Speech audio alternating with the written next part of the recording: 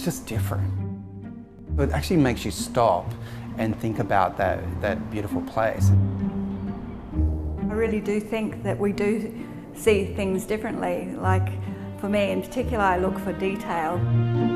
It's not about the sharpness and the perfect picture. It's about the essence of the image.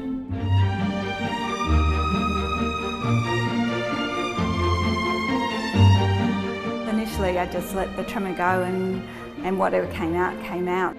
But now I feel I can focus in on something and I can actually see the photograph, even with the trimmer component of it. Mary-Louise Levick was 30 and just beginning to explore her passion for photography when she noticed something wasn't right. I started off with a tremor in the thumb and my GP referred me on to a neurologist, and then after about 3 years I started having trouble writing, and I mentioned this in that visit to that neurologist, and he said, well, now I start to suspect it's Parkinson's. Self-conscious and afraid, she took a while to come to terms with her new reality. I spent the first 5 years worrying about where I'd be, particularly now, and that's the hardest thing for any neurologist to be able to tell you as well, because everyone's different and everyone's progress is at a different rate. Most people are aware of the tremor, and that's what's very characteristic, but there's also a slowness of movement and a stiffness, and later on there's often problems with balance, speech and swallowing as well. 5. But gradually, Mary-Louise Levick began to fight back. 60. I'm probably a good news story as far as Parkinson's goes, because my progress has been very slow, and I think that's due to doing a lot of exercise at that stage, and Parkinson's exercise that was actually shown that had good results for Parkinson's, like boxing, you know, like weight training, like core strength.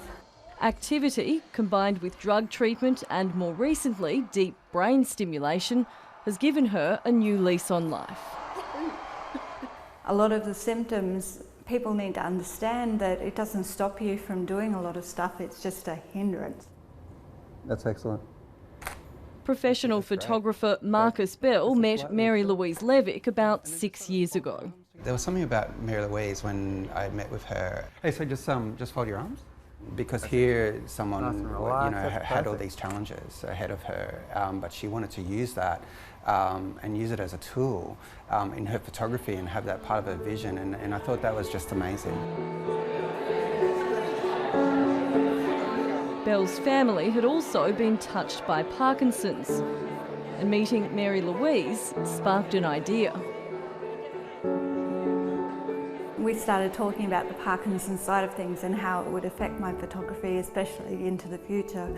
And that was when he told me, you know, go with it. He said, if you want to stand out in the crowd, you've got to come up with something different. I was there to teach her what you're supposed to do, and then I was able to then point out, okay, but this is how you could go and actually break those rules and then do something different and make it your own. Levick's signature style, the Parkinson's disease or PD effect, was born. I can't plan my tremor, and sometimes it goes like this, and sometimes it goes like this, and sometimes it goes like that, and you know, they're the things you can't plan. But you know, the effects that come out are always quite interesting. Perfect. Irina Prykril has an eye for detail. The owner of Brisbane's only photographic gallery, she knew the work had a special energy. I can see the technique, but I don't think it can be reproduced by a person without Parkinson's, because I think the unintentional movement is so unique that I don't think you could reproduce it. And when you're using lights in photography particularly, you know that as soon as you move the camera, you've got lights, you get that sort of you get a pattern. So when the tremor goes, it's sort of, I created almost like a treble clip.